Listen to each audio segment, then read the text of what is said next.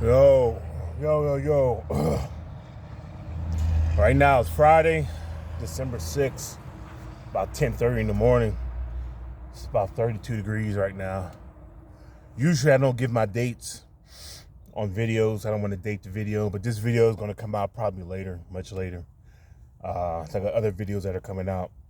But anyway, I say all that to say, I don't want to be here.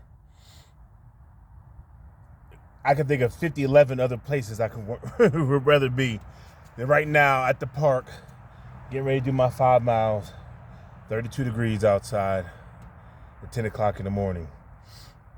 Why am I telling you this? You have to save yourself. You have to save yourself.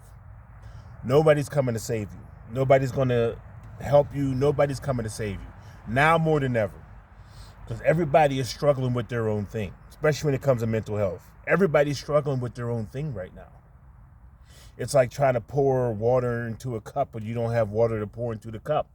That's where most people are right now. Most people they're empty. Most people are empty. And when I say most people, I'm mainly talking about men. Men are just empty right now. We're empty. Very much empty. We're constantly being bashed and put down, and then somebody will say, no, that's not true. We love our men and blah, blah, blah. We're constantly being pushed down. Constantly. In the media, especially after this election and what occurred, it's just like men are bad. Particularly, let's be very specific. Particularly black men.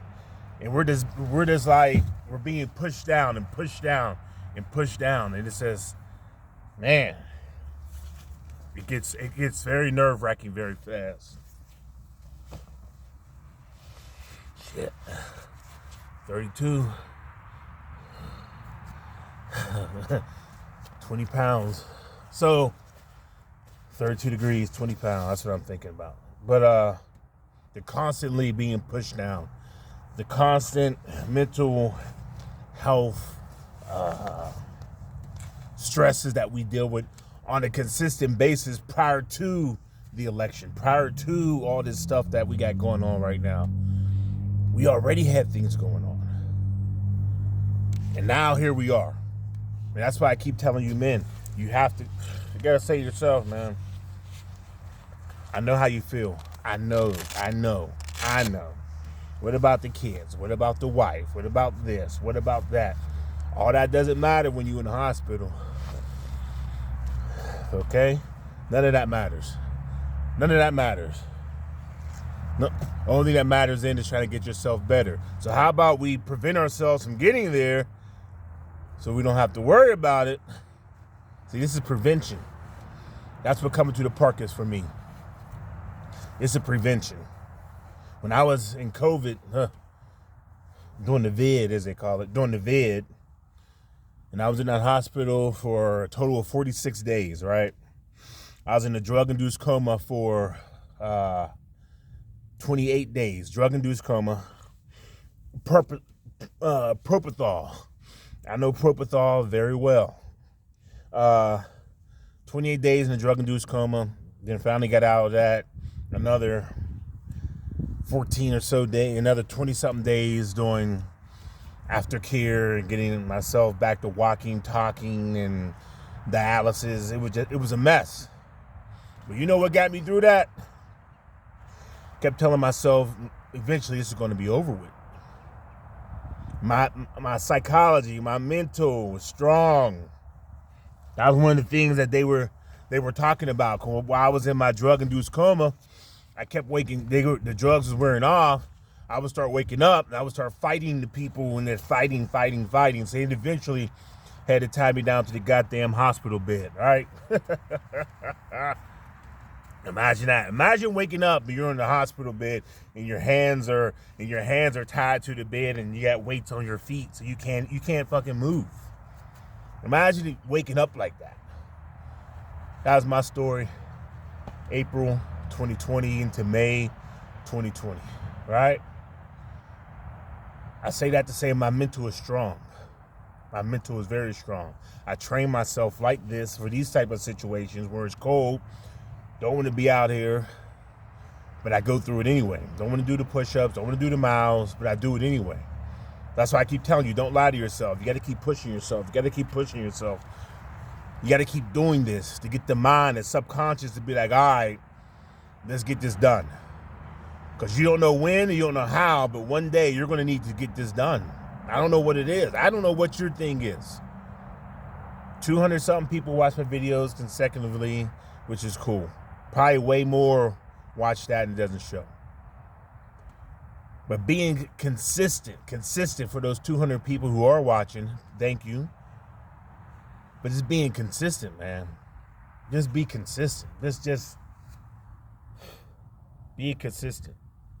Be consistent. What I call the rope method. Okay, relentless obsession, persistence every day. You got to keep doing this. There's no options, man. We're at the point now in the United States, in the world, whatever, where the options are gone. There is no more options. There isn't the option to just sit back and do nothing. That's no longer an option. There's no more, I'll just pray and see what God does. That's not an option. The whole, what I call PhD, pray, hope, and dream. People have been praying for the past 20 years. Look where we're at. 20 years later, and look where we're at. And you're like, well, not a whole lot to say. People say, I'm like, well, God works in mysterious ways, and he has his own time, and blah, blah, blah. Get up and go to the park. Get up and get something done. This is really not a motivational, inspirational thing. This is real life. Real life is going to beat you down. Just like Rocky said, and Sylvester Stallone said in the movie, the world isn't all sunshine and rainbows. It's a mean and nasty place, and it will beat you to your knees and keep you there if you let it. That's where you are right now. You're on your knees. You have been beat down so much, you're on your knees. You're like, well, Ron, what do I do? What do I do? Get up, go outside, start working out. You ain't got to do the 5-mile walks and 20-pound vest and 300 push-ups and a lot. You ain't got to do all that.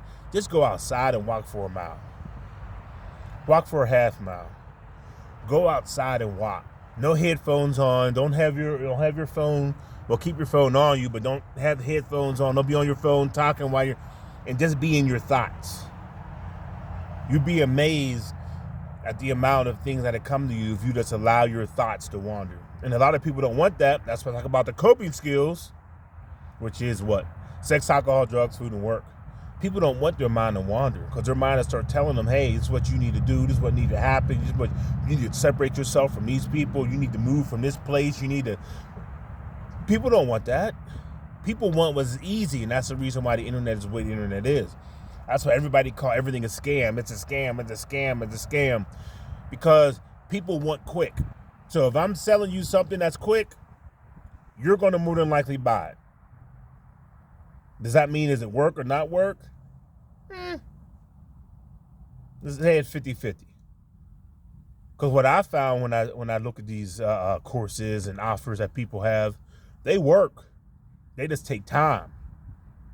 Like people who show up and be that whole, I got people to make $100,000 a day or $100,000 in 6 months by doing this and Shopify and all this other stuff that they're doing, selling online and Amazon and da.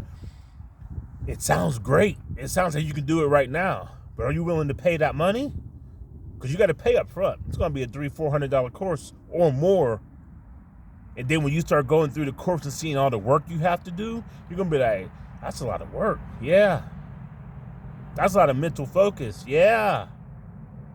These are things you got to do consistently every day. Yeah. Marketing and advertising. Yeah. And that's why I'm out here. Because I know what it takes. I know now more than ever what it takes to get things done. And having regrets is a non-starter. You're going to regret all this stuff.